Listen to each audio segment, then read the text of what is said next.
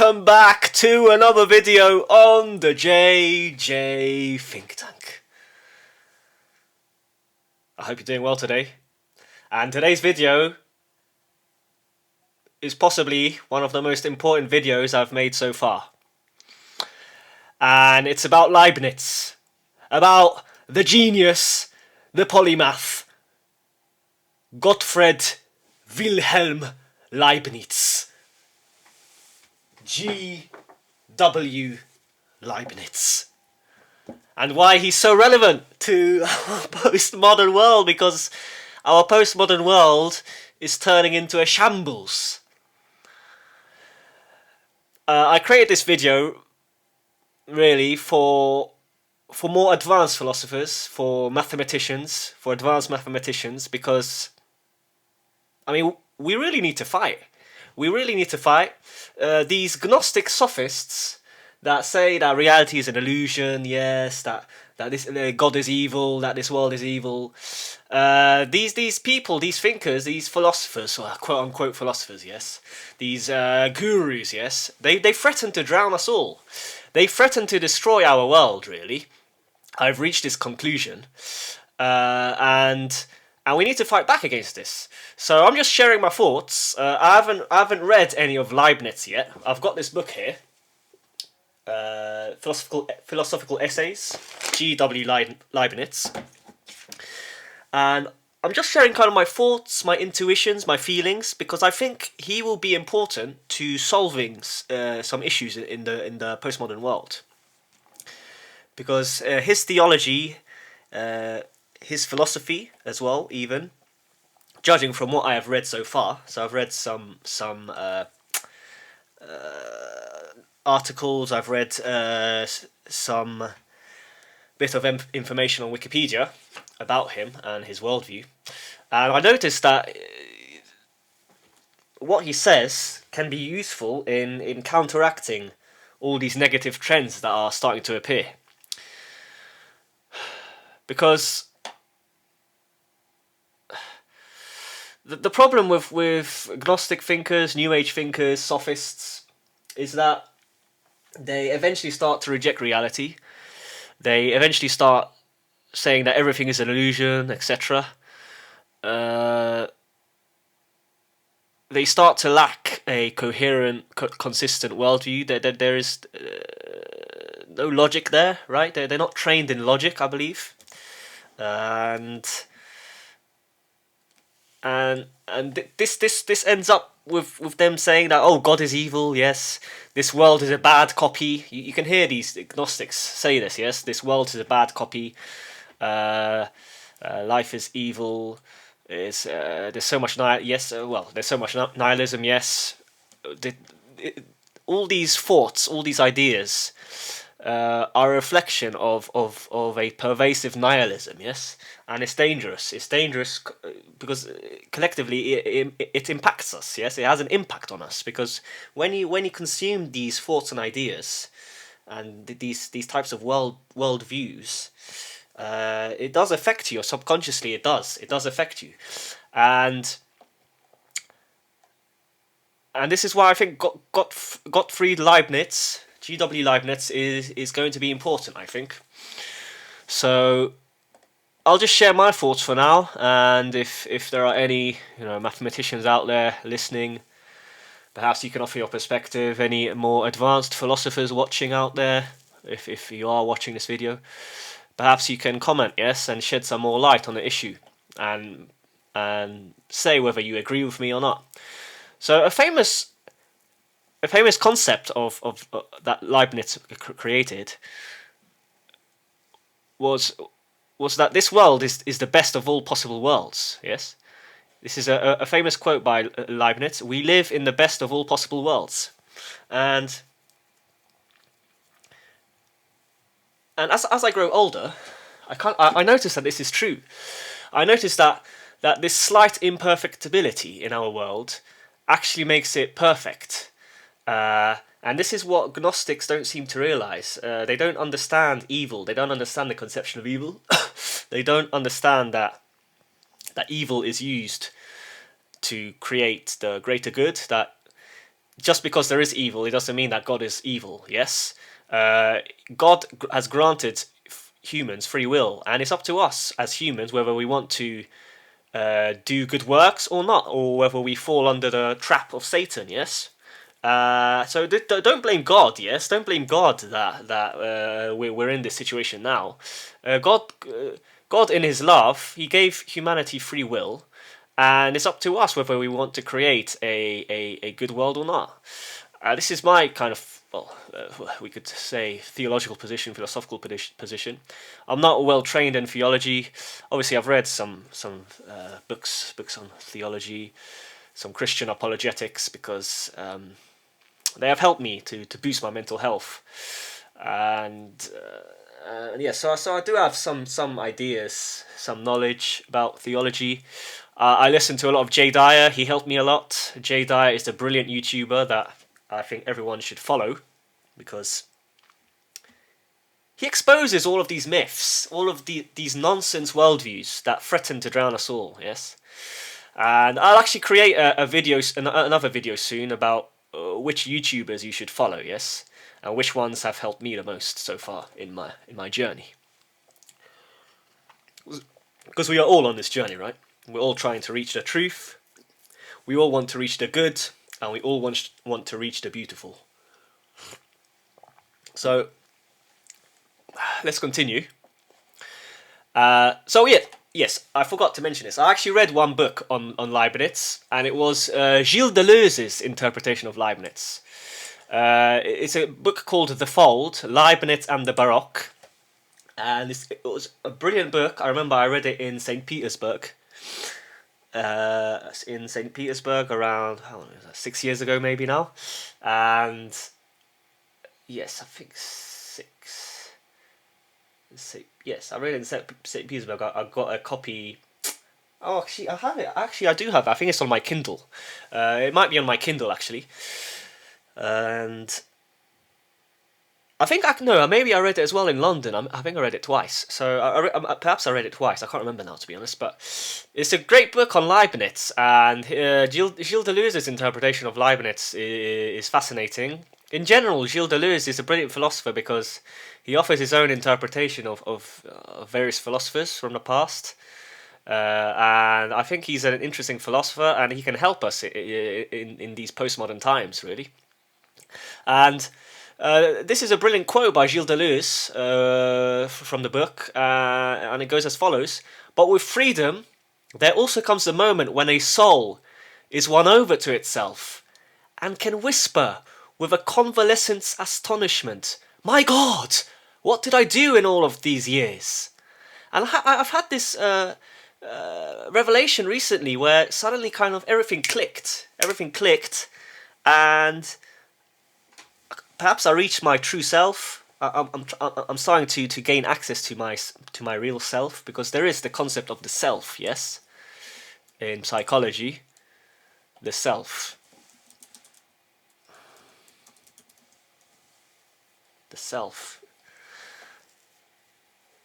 This is in Polish, yes, but Carl Jung, yes, he talks about the self. There's other psychologists who talk about the self, yes, and yes, this is a brilliant quote from The Fold, Gilles Deleuze, The Fold. It's not, the book isn't too long, and it's a brilliant interpretation of Leibniz, yes. So anyway, let's move on now. I want to share a bit more. So yes, you'll find a lot of chatter, yes. Oh, God is evil, yes. Life is evil, yes. We're all trapped in this prison planet, matrix-like system. I mean, ultimately, the matrix is required as well for things to function. If there is no matrix, then things don't function, right? The matrix isn't inherently evil. Obviously, you don't want to be trapped in the matrix too much. You want some degree of freedom in your life, but at the same time, we need the matrix. We need a system in order to organize things, yes. And this deluded worldview that you need to escape the matrix, that you need to achieve enlightenment. I don't believe in this. Yes, I don't believe in this true, like, total enlightenment that you'll find the light and you'll be this all-knowing God and everything. This is nonsense, I think. Yes, you can get closer to the truth, but you'll never achieve full enlightenment, yes? The only person who achieved full enlightenment was Jesus Christ. And unfortunately, yes, we can imitate him, but we can't exactly copy him. So this is just my view, yes? So, and because people think that they can find enlightenment from within rather than from God, they become deluded, yes? They become deluded, and they start spouting nonsense like God is evil, life is evil, etc. This world is evil. They start to become pessimistic, nihilistic, and it leads to negative outcomes for all of us because we're all connected to a degree. We're all having an impact on this world, and so, this needs to be we need to fight back against this. So that's why I reiterate. Any mathematicians out there listening, any philosophers, more advanced philosophers, together we need to fight back. Yes, we need to fight back. And yes, all of these worldviews, they stem from the system of thought I call Gnostic Sophism. Gnostic Sophism, and it needs to be counteracted at all costs. Because otherwise, I don't think we'll make the next step forward. Yes, because if the idea of everything being an illusion, yes, will penetrate the mind, yes, of the individual so much that they start to think, it's just there's no point. Yes, they don't take any risks, etc. They don't really they stop living. Yes, and we can kind of see this because people aren't forming families. They're not having children, yes, they're not pair bonding, etc. I think this is perhaps you think this might not be connected, but I believe it is. It's all kind of connected, yes. And so people become they become self-enclosed, hermetically sealed, isolated units. So I guess this kind of reminds us of the monad, yes. So the monad is Leibniz's conception, but the monad has to interact with other monads, yes. Monad. Leibniz. There is this concept from Leibniz, the monadology, yes, monad, and Leibniz explanation. Yes, let's see what AI has to say. I know this is probably not a good thing it's not a good thing to rely on an AI, but Leibniz's monads are indivisible, immaterial building blocks of the universe. Unlike physical atoms, they have no parts, mass, or extension in space. Instead, they are dynamic centers of energy and consciousness. Each monad acts as a self-contained mirror that reflects the entire universe from its unique perspective.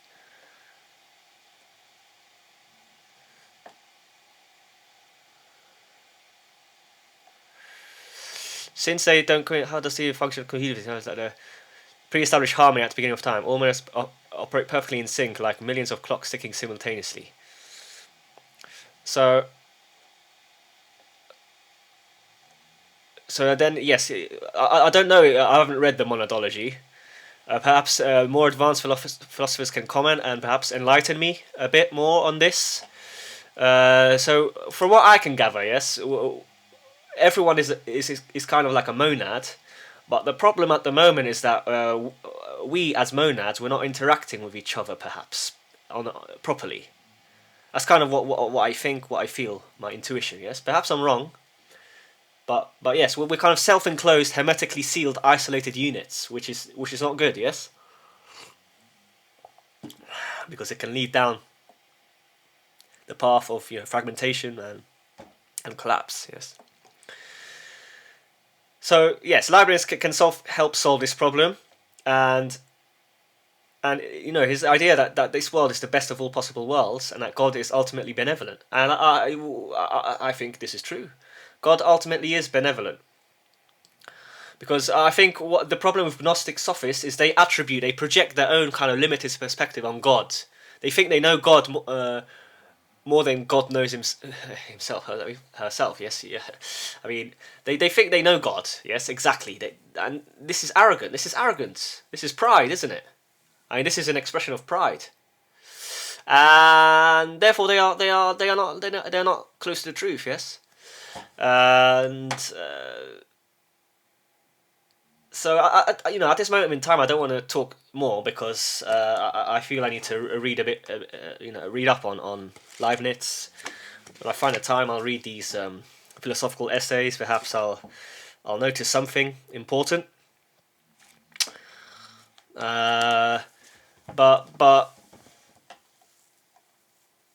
But yes, I want to return. Oh, so I guess I'll repeat my point here about evil, because I think this is a key point. This is a key point, and these Gnostic sophists and other thinkers, they kind of misinterpret the problem of evil. Yes, they believe just because there's evil, it automatically means that God is evil. Yes, and that this world is evil. But I argue I don't agree with this. They're wrong. This is my argument, and my argument is, I guess, similar to Leibniz's, that this kind of imperfection in the part may be required for a perfection in the whole. So an imperfection in the part may be required for a perfection in the whole. So this is a direct quote from Leibniz, yes, from his argument. And of course, he expands on this argument. There's different parts to the argument, different propositions, etc. But I think Leibniz was onto something. He was definitely onto something, and the viewer, if you're still watching, you can read up on the argument yourself and ponder upon it, because I think it might help to solve some of your problems in life.